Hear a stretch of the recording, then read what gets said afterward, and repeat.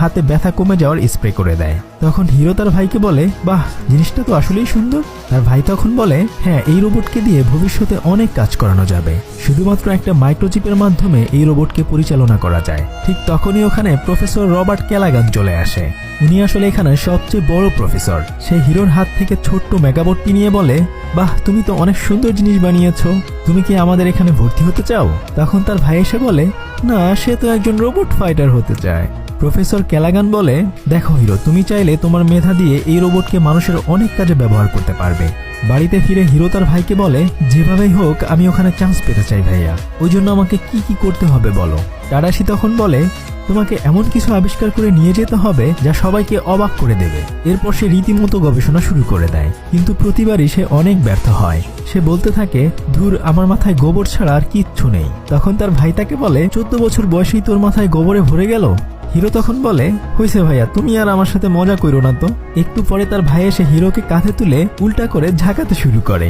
Hero তখন বলে, ভাইয়া কি করছো এগুলো তুমি? তার ভাই বলে, দেখি ঝাঁকি ঝুঁকি দিয়ে তোর মাথা থেকে একটু বুদ্ধি বের করা যায় কিনা। তবে হিরো যখন উল্টো হয়েছিল ঠিক তখনই তার মাথায় একটা নতুন আইডিয়া চলে আসে। এরপর সে পুরো দমে নতুন কিছু আবিষ্কার করার জন্য কাজ শুরু করে দেয়। একদিন তারা সবাই সেই প্রদর্শনীতে চলে আসে। অনেকেই অনেক ধরনের নতুন নতুন জিনিস আবিষ্কার করেছে এবং সেগুলো সবাইকে তারা দেখাচ্ছে।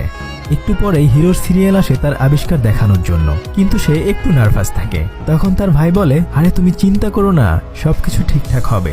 এরপর হিরো আস্তে আস্তে স্টেজে যায়। সে মাথায় একটা ট্রান্সমিটার লাগিয়ে পকেট থেকে ছোট্ট একটা চুম্বকের টুকরোর মতো জিনিস বের করে।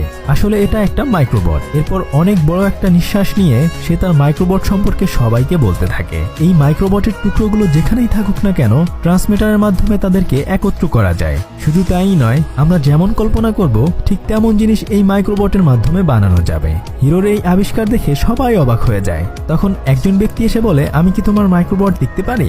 সে ওটা হাতে নিয়ে বলে, বাহ, জিনিয়াস, আমি তোমার এটা কিনে নিতে চাই, বলো কত টাকা লাগবে তোমার। তখন প্রফেসর ক্যালাগান এসে হিরোকে বলে, দেখো, মাইক্রোবট দিয়ে অনেক কিছুই তৈরি করা সম্ভব, তবে এটা যদি ভুল মানুষের হাতে চলে যায় তাহলে আমাদের ভীষণ ক্ষতি হয়ে যাবে। হিরো তখন বলে, সরি, আমি এটা বিক্রি করতে চাই না। এরপর প্রফেসর তাকে ওখানে অ্যাডমিশন হওয়ার লেটার দিয়ে দেয়। এটা পেয়ে তারা সবাই খুব খুশি হয়ে ল্যাব থেকে বাইরে বের হয়ে আসে। বাইরে এসে সে তার ভাইকে বলে, কি কেমন দিলাম আজকে, দেখছো আমার আবিষ্কার দেখে সবাই অবাক হয়ে গেছে। তখন তার ভাই চুপি চুপি বলে, তুই কি জানিস তুই যখন পারফর্ম করছিলি তখন তোর প্যান্টের চেইন খোলা ছিল? হিরো তখন নিচে হাত দিয়ে বলে, হায় হায়, এ তো দেখি আমার দরজা খোলা। এরপর দুই ভাই মিলে অনেক খুনসুটি করতে থাকে, কিন্তু তখনই সেখানে ফায়ার অ্যালার্ম বেজে ওঠে। ল্যাবের ভিতরে আগুন লেগে যায়। তার ভাই তখন বলে, সর্বনাশ হয়ে গেছে, প্রফেসর ক্যালাগান ল্যাবের মধ্যে রয়েছে। এই বলে সে তার মাথার ক্যাপটি রেখে দৌড়ে